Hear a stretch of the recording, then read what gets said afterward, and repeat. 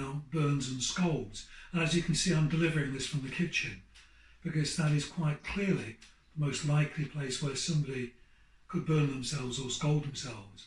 Most of the time it's preventable by using good working practices. You can see here I've got a kettle with me, I've got the iron, and I've got the hob at the side of me. All things which can cause burns or scalds. The first thing to remember with a burn or a scald is you don't need to know initially what it is. What we need to do is to remove the person away from whatever has caused them to burn themselves. With a burn or scald, what happens is we warm up too quickly and too hot the area of our skin. The longer the heat stays on the skin, the more serious the burn or scald, and the hotter it is, the more serious it is.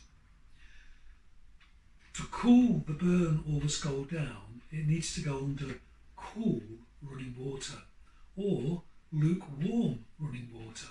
Not icy cold, not freezing cold, and not straight out of an American style fridge freezer. It needs to go under that cool running water for around about 20 minutes. You have to remember that you are chasing the burn up. The burn is in advance. It's going into the body, and we need to stop that from happening. So we put it under the cool running water for 20 minutes.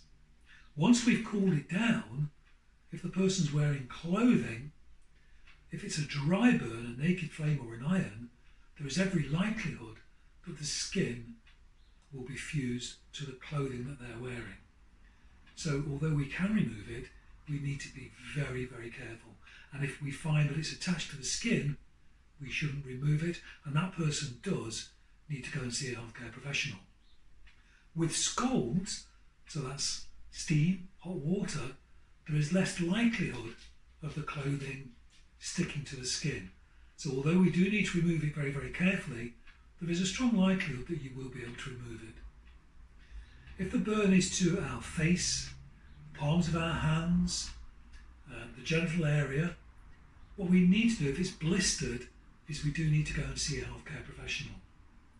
And if the burn itself, once you've examined it, it's bigger than that person's hand, they need to go and see a healthcare professional. And also, if we can see charcoaling around the skin or the skin is starting to flake, again, they're going to need to go and see a healthcare professional.